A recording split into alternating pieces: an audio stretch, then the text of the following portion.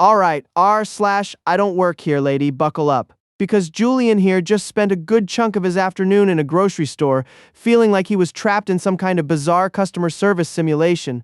All because a man couldn't remember what day Thursday was. And honestly, my patience is still recovering.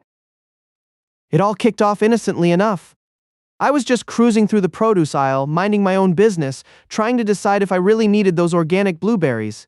No uniform, no name tag, just me in my favorite band t-shirt and jeans. Then this older gentleman, let's call him Jerry, kind of ambles up to me, looking utterly bewildered. He clutches a crumpled piece of paper in his hand like it's a treasure map he can't decipher. "Excuse me?" he mumbles, pushing the note towards me. Could you just help me read this? I can't quite make it out."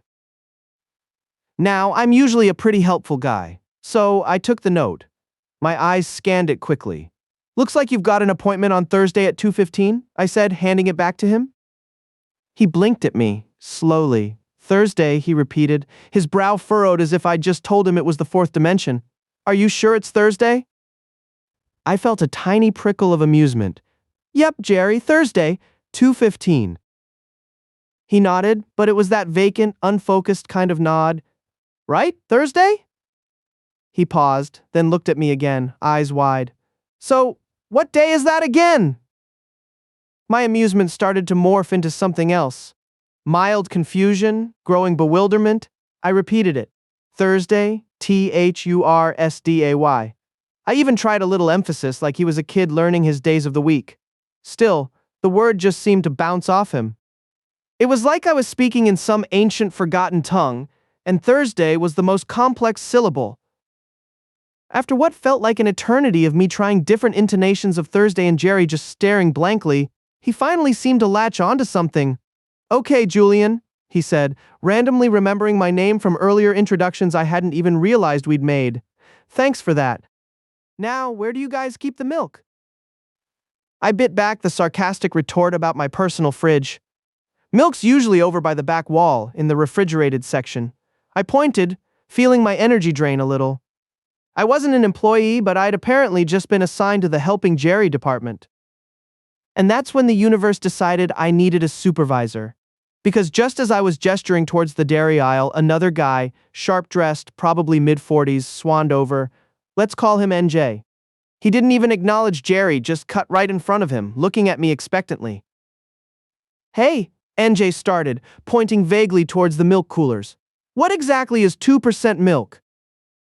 My brain stalled. "What is 2% milk?" "It's 2% milk.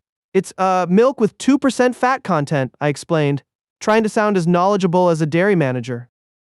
NJ looked from me to the milk, then back to me, still utterly lost. Right, but which one is it?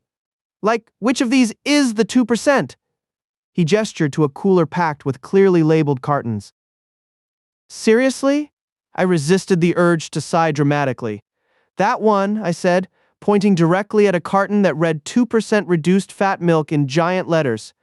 He beamed, grabbed it, and thanked me profusely. Then, without missing a beat, he asked, "And where's the cereal aisle?" "Aisle 8, I muttered, my voice barely concealing my rapidly evaporating patience.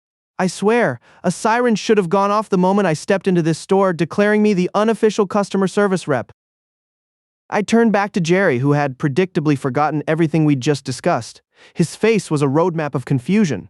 "So, that appointment," he started, his voice a low rumble. "What day was it on again?"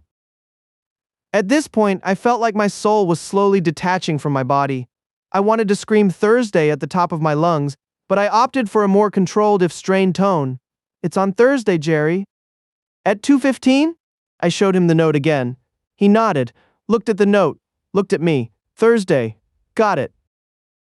He actually walked away for a moment, and I thought, finally, freedom. But no. He circled back almost immediately, a fresh wave of panic in his eyes. "Julian," he exclaimed, like I was his last hope, "I completely forgot. What day is my appointment?" I closed my eyes for a count of 3. 1, 2, 3. "It's Thursday, Jerry," I said, my voice flatter than expired soda. "Your appointment is on Thursday." He just stared at me, then at the note, then back at me. It was like watching a broken record, except the record was a kindly but incredibly forgetful old man and the song was Thursday. My resolve crumbled. I couldn't do it anymore. My inner "I don't work here" alarm was blaring. "Look, Jerry," I said, putting a hand on his shoulder, trying to sound genuinely sympathetic despite the internal screaming. "It's Thursday. Just remember Thursday. You've got this." I gave him a weak smile, gently nudged him towards the milk again, and then, with the stealth of a highly trained ninja, I made my escape. I literally power walked out of that aisle, abandoning my organic blueberry quest. I got my coffee creamer, paid at self-checkout, and practically sprinted for the exit. My unofficial shift was over, and for the record, I still don't work there. But if I ever see Jerry again, I'm just going to scream Thursday and run. All right, the last story is wild, and it's not what you think. Before we get into it, make sure you're subscribed so you don't miss the next round.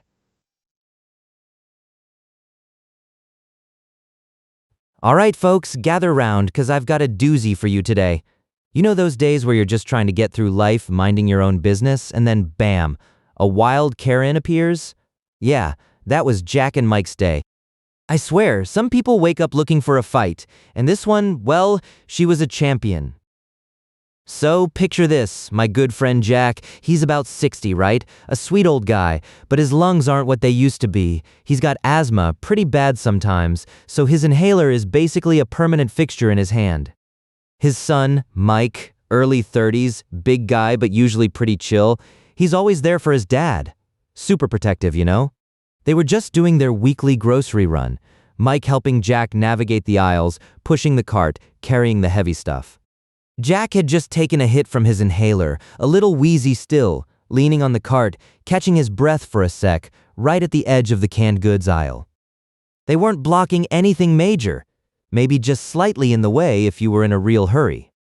That's when she materialized. Let's call her Karen, because honestly, the name just fits. She looked like she'd stepped straight out of a How to Be an Entitled Rich Lady textbook.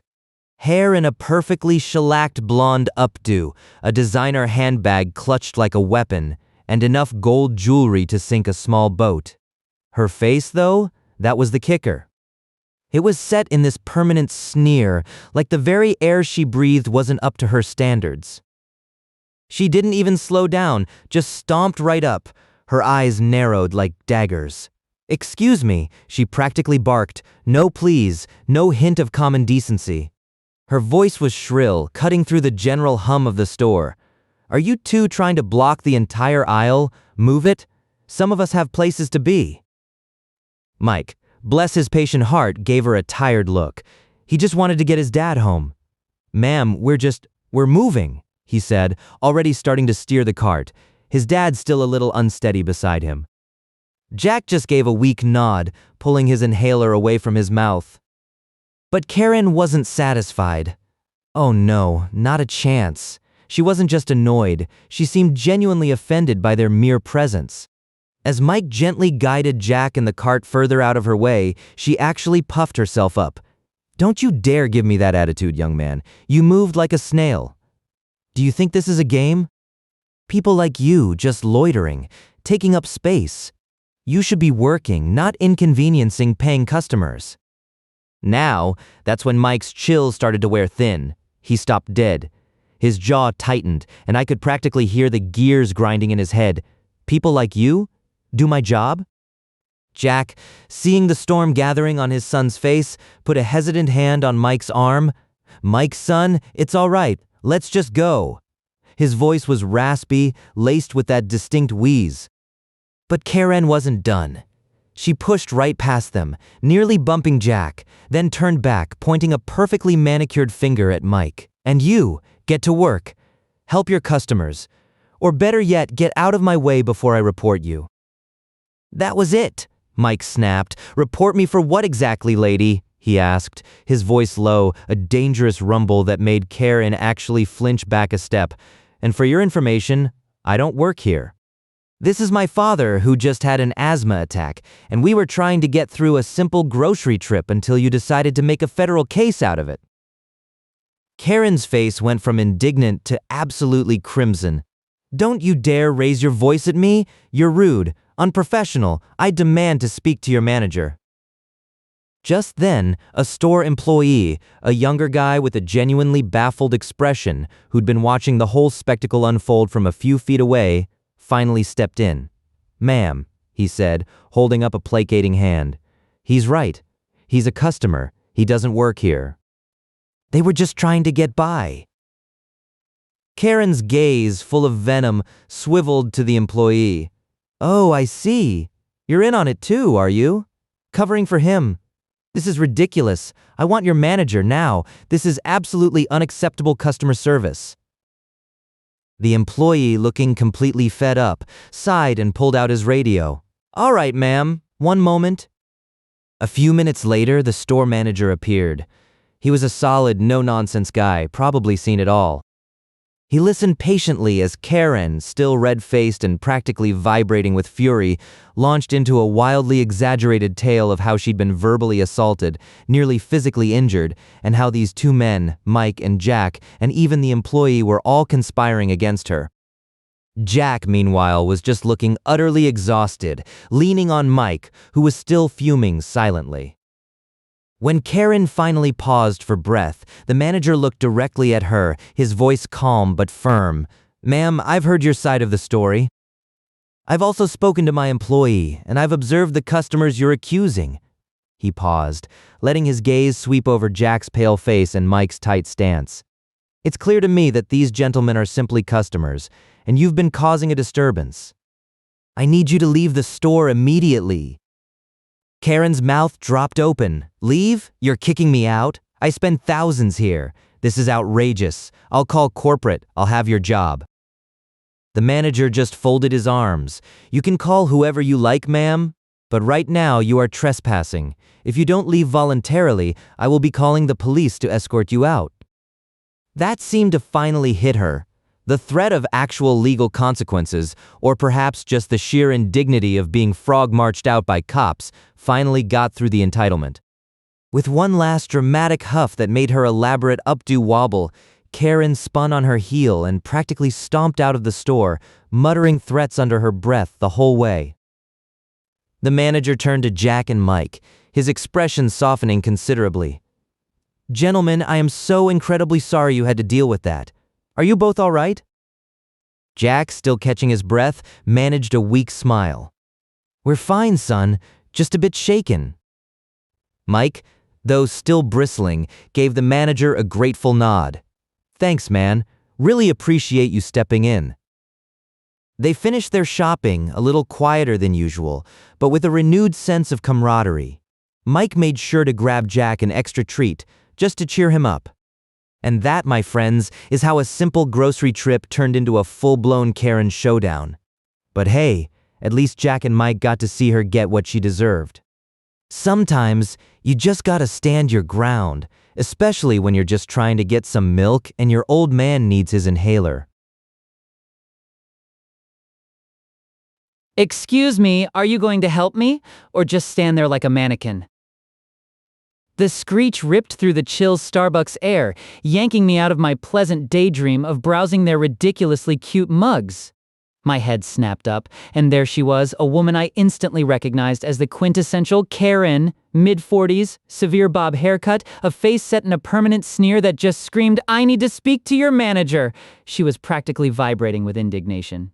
A Starbucks latte gripped like a weapon in one hand, pointing at me. My boyfriend and our dog were happily chilling outside, enjoying the crisp morning air, so I was solo inside, just waiting on my mobile order. I'd been idly looking at some travel tumblers, deep in thought about whether I really needed another one, when Karen descended. "Ma'am?" I replied, genuinely confused, my voice probably a little too quiet. I don't work here."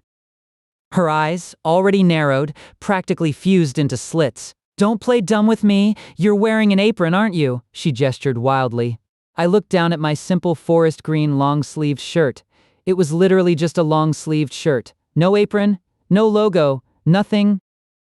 "No, I'm really not." I tried again, my patience already wearing thin. I'm just waiting for my mobile order like everyone else. That was the wrong answer. Her voice ratcheted up a notch. Waiting? You're just loitering, taking up valuable space that a paying customer could be using? This isn't your personal waiting room, you know? She took a step closer, invading my personal bubble, her latte dangerously sloshing. Now, are you going to get me a fresh coffee? This one's lukewarm, and frankly, it's an insult. My jaw practically unhinged. This woman was seriously accusing me of entitlement? I took a deep breath. Ma'am, I am a paying customer. My order is just being made. And even if I wasn't, I'm not loitering. I have every right to be here, just like you. My voice, though still calm, had a new edge to it. I wasn't backing down. Her face purpled. Oh, so you're the entitled one. I knew it. Always someone trying to get something for free, taking advantage. She started flailing her arms, words tumbling out in an increasingly loud, incoherent stream. You probably think you're so special just standing there. Get out of my way. I need proper service. The entire cafe had gone silent. Heads were turning. A barista behind the counter, a young guy with worried eyes, was already reaching for something. Ma'am, please keep your voice down, I said, trying to diffuse it, but it was too late.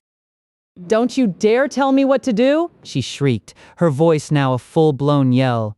She actually lunged forward, not at me, but towards the shelf of cups I'd been browsing, sweeping her arm across it in a wild, furious arc. A cascade of ceramic mugs and plastic tumblers crashed to the floor, shattering and bouncing with a sickening clatter. Glass shards glittered on the polished concrete. A collective gasp went through the room. Hey! A firm voice cut through the chaos.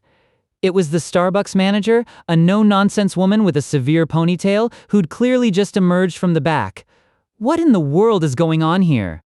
Karen immediately pivoted her rage. Finally, someone with authority. This person, she spat, pointing a trembling finger at me, is harassing me and refusing to do her job. And now look what she's done to your store. The manager's eyes narrowed. Ma'am, I saw what happened. You just deliberately destroyed store property? I'm going to have to ask you to leave, or I'll call the police. Karen's face morphed into pure, unadulterated fury. You can't tell me what to do. I spend good money here. I'm the customer. And then, unbelievably, she stomped over to a display of fresh pastries, still wrapped in cellophane, and deliberately swiped it off the counter.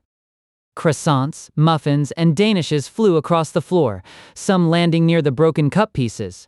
She then grabbed a nearby chair and, with a guttural roar, threw it against the wall, leaving a dent. That was it. That's enough, the manager said, her voice tight with anger as she pulled out her phone. Police are on their way. It felt like minutes, but it was probably 30 seconds before the sirens wailed faintly outside. 2 officers walked in, taking in the scene, the broken glass, the scattered pastries, the dented wall, and Karen, now just standing there breathing heavily, looking almost bewildered by her own destruction. She tried to resist when they gently but firmly took her arms, still sputtering protests about her rights, but they escorted her out. The whole place exhaled. The barista finally handed me my mobile order, looking shell-shocked. Here you go, Aubrey. So sorry about all that.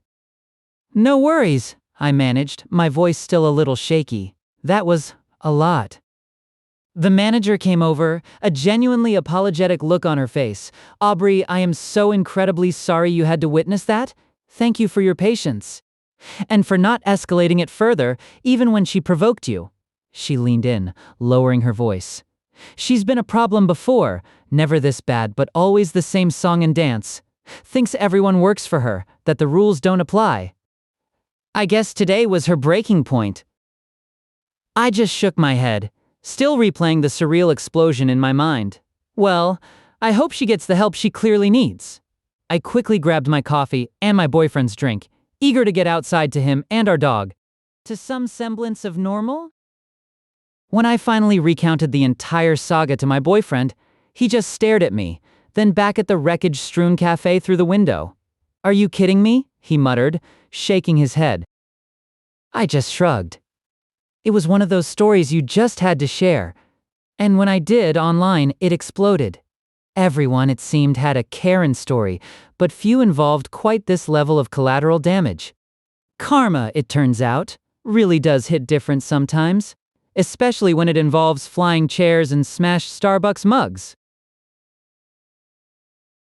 Still in the mood for more? Watch this video next.